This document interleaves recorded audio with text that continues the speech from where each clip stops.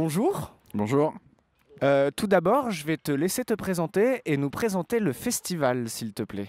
Donc moi je m'appelle Henri Bendelac, je ne suis pas du tout un professionnel du jeu, mais je suis un gros passionné. Je suis président d'une structure qui s'appelle la FAGIRA, la Fédération des acteurs du jeu et de l'imaginaire en Rhône-Alpes, qui est une fédération d'associations. Et on organise un certain nombre d'événements pendant l'année, ou alors on participe à des événementières qui ne sont pas des événements par nature ludique. La FAGIRA fait 3 choses. La première, c'est Octogone, qui est notre gros événement annuel quand même. On est un peu plus de 6000 m² maintenant que de jeux, donc c'est quand même lourd, c'est beaucoup. On fait nos événements à nous, donc ces 2 événements d'été en particulier. Donc le prochain dans 15 jours au parc de Gerland, c'est dans le cadre de Tout le monde dehors, organisé par la ville de Lyon. Nous, on fait 2 jours Tout le monde joue, mais c'est similaire à ce qu'on fait ici à Villeurbanne. Et puis la dernière chose qu'on fait tout au long de l'année, c'est de participer à des événements qui ne sont pas nos événements à nous, pour apporter un peu d'animation et de culture ludique dans ces événements-là. Et donc aujourd'hui, en partenariat avec la mairie de Villeurbanne, on propose sur tout le week-end un festival de jeux de société qui est en plein air, voilà, il suffit de voir derrière moi. Pourquoi vouloir organiser un festival de jeux comme ça ? On va dire que le jeu de société moderne, il n'est pas encore totalement démocratisé. Ce n'est pas un loisir culturel que tout le monde connaît. Tout le monde n'est pas forcément fan de littérature, de musique, de cinéma, que sais-je, mais tout le monde sait que ça existe. Le jeu de société moderne, il y a beaucoup de gens qui ne connaissent pas, beaucoup de gens qui pensent que ça se réduit toujours au Monopoly et à la bonne paye, etc. Alors qu'en France, il sort à peu près 1000 jeux par an, donc c'est un loisir qui est très riche, très convivial. On a envie de le faire un peu connaître. Donc on a voulu organiser 2 événements d'été, un à Villeurbanne, un à Lyon, dans 15 jours. Et nous, on est là pour faire vivre les jeux, pour faire jouer, pour faire découvrir le jeu aux gens. Et vraiment, il y a beaucoup de valeurs derrière le jeu. Mais moi, celle à laquelle je suis le plus sensible, c'est le côté convivial et très humain. C'est un loisir qui est absolument ouvert à tous, le jeu. Il n'y a pas moins cher qu'une... On dit toujours en rigolant que quand on fait une partie, quand on se retrouve entre amis pour jouer, ça coûte plus cher en bière et en pizza qu'en jeu. Selon vous, comment a évolué le jeu de société dans les 10 dernières années et comment il va évoluer dans les 10 prochaines ? Alors la première question, c'est facile de répondre parce que ça s'est produit.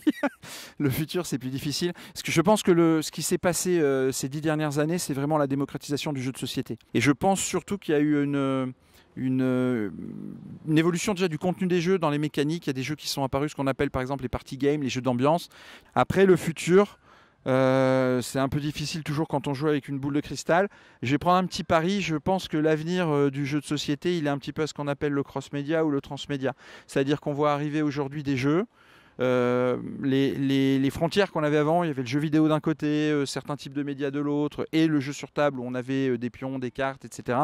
Ces frontières sont en train de tomber. Il y a des jeux comme Unlock, Exit par exemple, où on joue avec du matériel de jeu, mais où on a aussi une petite application gratuite sur son smartphone qui permet de gérer la résolution des énigmes. Unlock, c'est un jeu qui permet de faire sur table dans son salon des escape games en gros. Voilà. Il y a pas mal de studios actuellement, alors tous vont certainement pas réussir, mais il y a pas mal de studios qui essayent comme ça de marier un petit peu le jeu et les technologies. Et je pense que c'est une évolution probable. Voilà. Eh ben, très bien. Eh ben, merci beaucoup pour cette interview. Merci à vous. Merci d'être présent. Et puis je vous souhaite un bon week-end de jeu. J'espère voilà, que plein de gens, en particulier plein de Villeurbanais, viendront. Merci beaucoup à vous.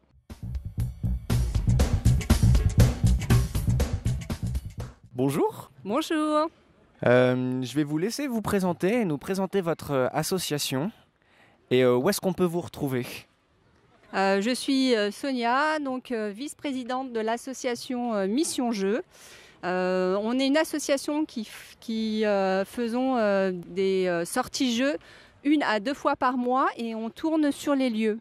On n'a pas de spécialité, on joue à tout, mais on aime beaucoup jouer aux jeux à identité secrète, jeux à identité cachée comme Loup-garou de tierce-lieu. Là, il y a une partie en ce moment qui se déroule ici à jouer l'été. On aime bien animer ce type de jeu, il faut jouer à nombreux. Et au niveau de l'association, on est assez nombreux, donc ça se prête bien. On est plus de 60 adhérents et on aime beaucoup ce type de jeu. Bonjour. Bonjour. Alors donc nous c'est Ambiance et Jeux. On est situé à la Miette, au 150 rue du 4 août. Tous les vendredis soirs, on est ouvert de 19h30 à minuit. Et 1 fois ou 2 fois par mois, on essaye de faire un thème particulier. Genre tournoi de Clank notamment la dernière fois, tournoi de Mu peut-être en septembre, on verra. Ou on essaie de faire venir d'autres membres de Lyon tout comme les auteurs lyonnais, la compagnie des auteurs lyonnais, qu'on fait venir 1 à 2 fois par an. Et ils nous proposent leurs prototypes. On essaie de se développer, vu comme le nom de l'association c'est Ambiance et Jeux. On essaye justement d'orienter le fait sur les jeux d'ambiance, mais également les jeux de rôle, des jeux de stratégie. On a un panel de jeux qui est plutôt intéressant et étoffé. Ça fait maintenant 5 ans qu'on est sur Lyon, 5-6 ans. Bonjour. Bonjour. Alors, donc je m'appelle Yoann Brément, je suis le président de l'association Yes We Game, qui a été créée en janvier 2016. Donc on est une association itinérante. En ce moment, on fait des événements dans une boutique de Lyon à Trop-Lune. Également en partenariat avec un bar à jeux, les Arpenteurs. Alors, à la base, on s'est connus par un site qui s'appelle onvasortir.com. On faisait essentiellement des loups-garous. On s'est ensuite un peu spécialisé dans les jeux à identité cachée, les jeux d'enquête, d'escape game, où on retrouve du bluff, du mystère. Qu'est-ce que ça amène les jeux à identité secrète par rapport à d'autres jeux de société de base ?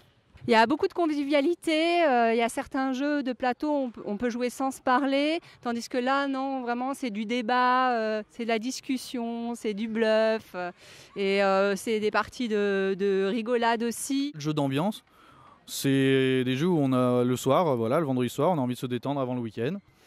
On voit que des fois, on découvre les gens beaucoup plus facilement autour de cette table, plutôt que dans une table de coinche par exemple, où il y a des mécaniques, sans critiquer la coinche, qui est un très bon jeu. Mais de ce point de vue-là, en tout cas, je trouve qu'on découvre plus les gens et leur personnalité. Pour vous, le jeu d'enquête, les escape games, ça apporte quelle particularité ? C'est un petit peu la recherche en fait d'informations. Souvent, c'est des jeux qui sont coopératifs. Donc ça permet de se réunir et de partager en fait la passion du jeu. Et en plus, le fait que ce soit coopératif, les gens s'entendent entre eux et ça évite un petit peu l'envie de gagner à tout prix, la rivalité un petit peu. Donc c'est un peu de la particularité des jeux coopératifs. Très bien. Et j'ai une dernière question pour vous. Comment vous pensez que le jeu de société a évolué sur les 10 dernières années et comment vous pensez qu'il va évoluer dans les 10 prochaines années ? Ceux qui étaient réticents sur des jeux qui sont un petit peu trop classiques parviennent à aimer de plus en plus le jeu. Et je pense que sur les prochaines années à venir, ça va se diversifier encore plus, puisqu'il y a de plus en plus de créateurs, d'éditeurs. Et les gens finalement découvrent de mieux en mieux, de plus en plus le jeu de société. Il a évolué très positivement parce que du coup il s'est énormément, surtout à Lyon, il s'est énormément étendu. La preuve, en 2 ans, il y a 5 bars à jeux qui sont ouverts. Donc je pense qu'au bout d'un moment, ça va soit se stagner, soit se calmer. Mais les gens vont continuer à aller jouer. Ça c'est sûr, de ce point de vue-là, ça va progresser. Parce qu'on va s'étendre dans le public, on va s'étoffer. Mais les sorties vont se calmer, je pense. Je trouve que le jeu de société moderne a évolué vraiment en pleine explosion depuis ces 5 dernières années.